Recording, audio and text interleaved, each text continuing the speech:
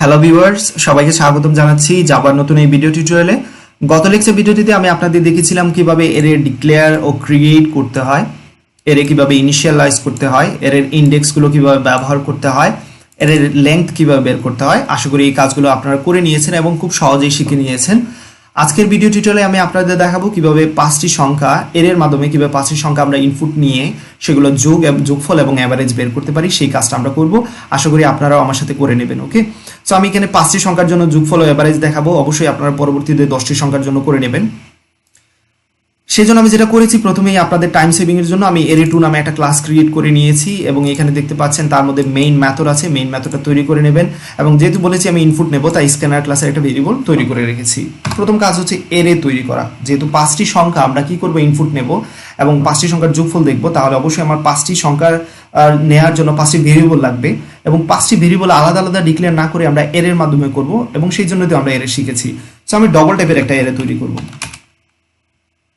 অবশ্যই তার ব্র্যাকেট দিয়ে দিতে হবে, দেন এর একটা নাম লাগবে। সো এখানে এর নাম হিসেবে আমি দিচ্ছি নাম্বার। দেন নিউ অপারেটর ইউজ করতে হবে এর ক্রিয়েটের জন্য।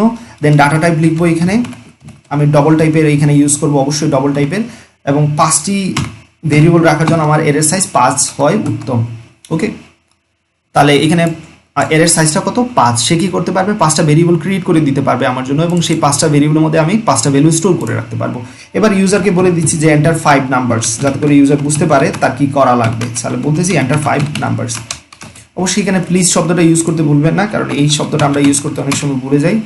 আমাদের খুবই প্রবলেম, আসলে কৃতজ্ঞতা স্বীকার করতে খুব প্রবলেম। অনেক সময় থ্যাঙ্কফুল হওয়াটা একটা বিরাট ব্যাপার।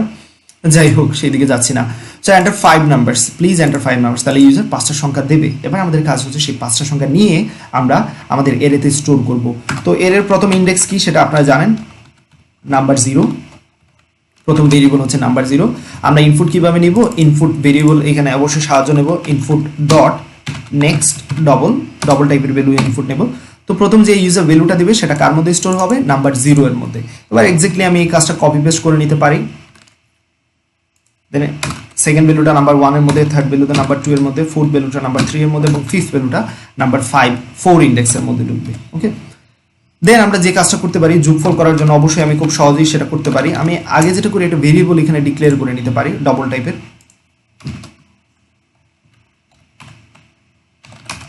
সাম নামে, এবং ইনিশিয়ালি সামের মধ্যে আমি 0 রেখে দিচ্ছি। এবং এই সামের মধ্যে ইনিশিয়ালি 0 রেখে দিলাম, কেন রেখে দিলাম সেটা পরবর্তীতে হয়তো আরো ভালো বুঝবেন আস্তে আস্তে।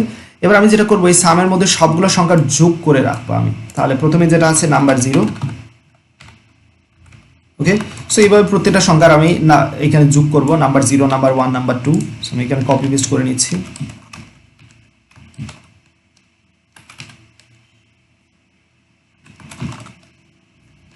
এবং ফাইনালি যেটা লিখতে হবে আমার এখানে নাম্বার 4। ইন্ডেক্সগুলো চেঞ্জ করে দেব। নাম্বার 0 এর সাথে যোগ হবে নাম্বার 1, দেন নাম্বার 2, নাম্বার 3 এবং ফাইনালি নাম্বার 4।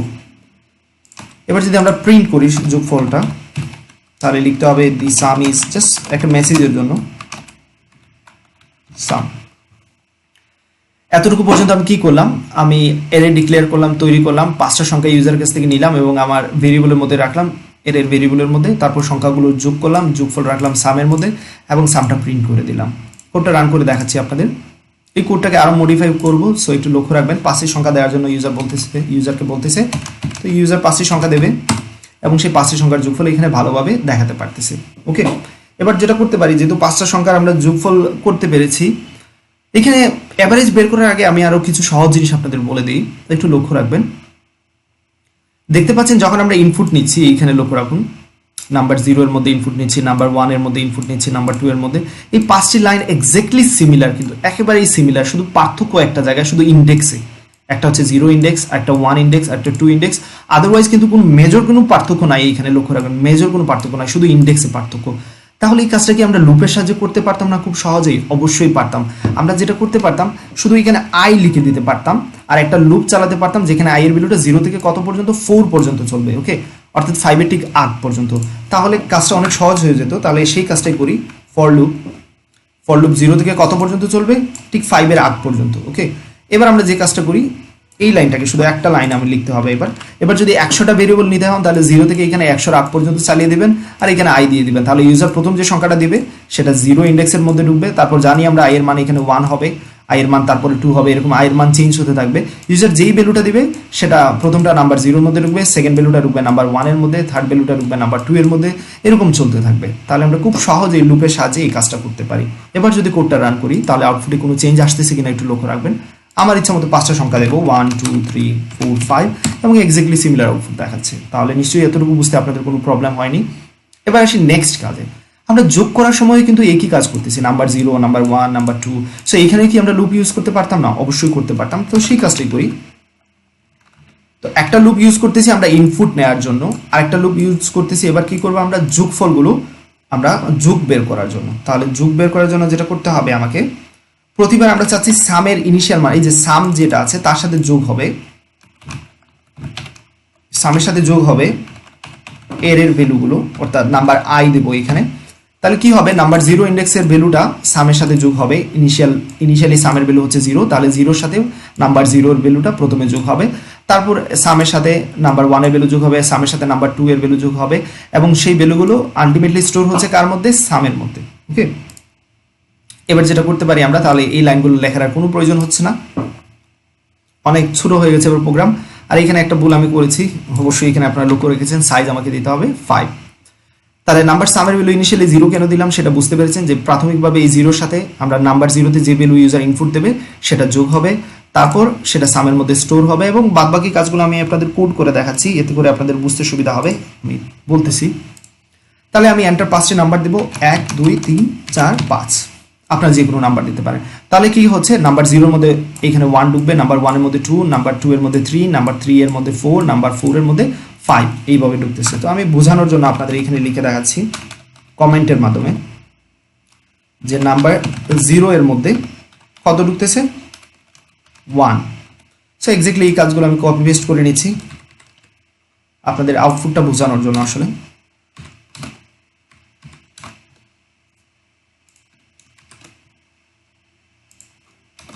ইউজার যখন এইভাবে দেবে 1 2 3 4 5, তাহলে প্রথমটাতে 1 ঢুকবে, পরবর্তীতে 2, নেক্সটটাতে 3rd 3, এবং নেক্সটটাতে 4, এবং সবার শেষটাতে 5 ঢুকবে। এবার এখানে কি হচ্ছে সেটা বোঝানোর জন্য আসলে এতটুকু লিখলাম। এখানে 0 ইন্ডেক্স থেকে শুরু হবে এবং ঠিক 4 পর্যন্ত চলবে। প্রথমে কি হচ্ছে, সামের ইনিশিয়াল ভ্যালুটা কত ছিল আমরা সেট করে দিয়েছি 0, এই 0-এর সাথে নাম্বার 0 এর ভ্যালু যোগ হবে, 0-এর সাথে নাম্বার 0 এর ভ্যালু, নাম্বার 0-তে কত আছে? 1, তাহলে 0 আর 1 এ যোগ করলে কত থাকবে? এখান থেকে আমরা পাবো 1, আর এই 1টা কার মধ্যে স্টোর হবে? সামের মধ্যে। তাহলে সামের প্রথম ভ্যালুটা হচ্ছে 1।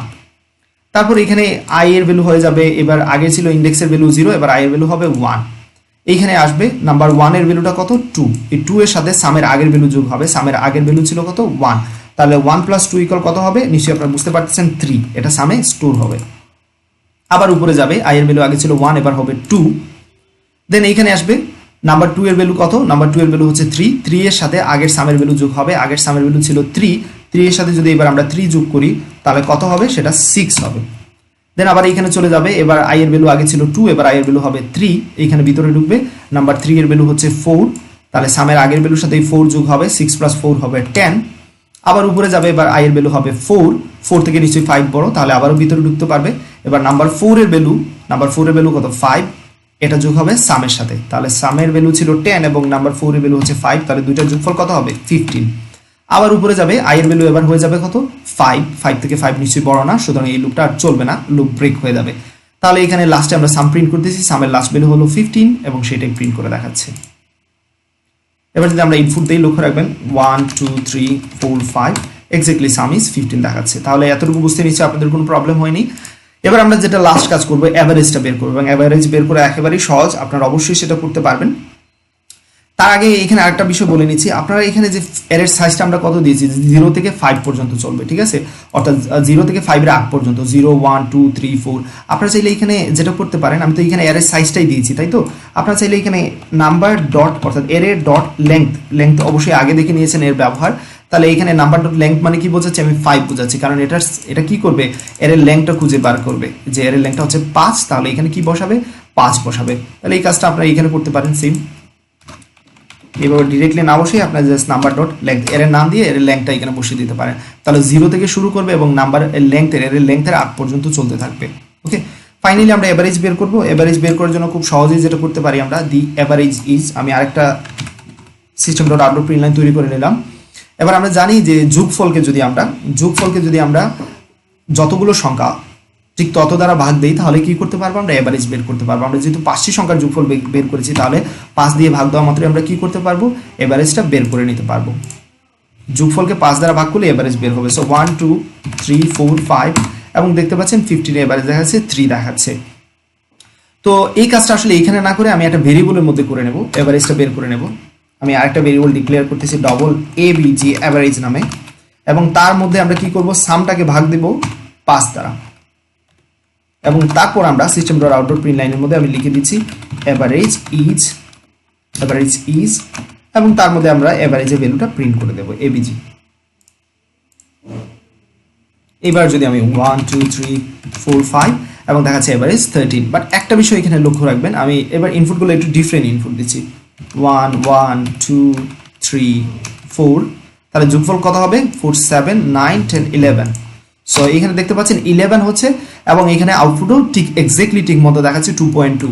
এইখানে আপনারা যেটা করতে পারবেন, আমি যেটা দেখাতে চাচ্ছিলাম, আপনারা এখানে যেটা করতে পারতেন, এখানে এর লেংথ বলে দিতে পারতেন যে 5 দ্বারা ভাগ দিচ্ছি, অর্থাৎ এর লেংথ দ্বারাই তো ভাগ দিচ্ছি, তাই তো।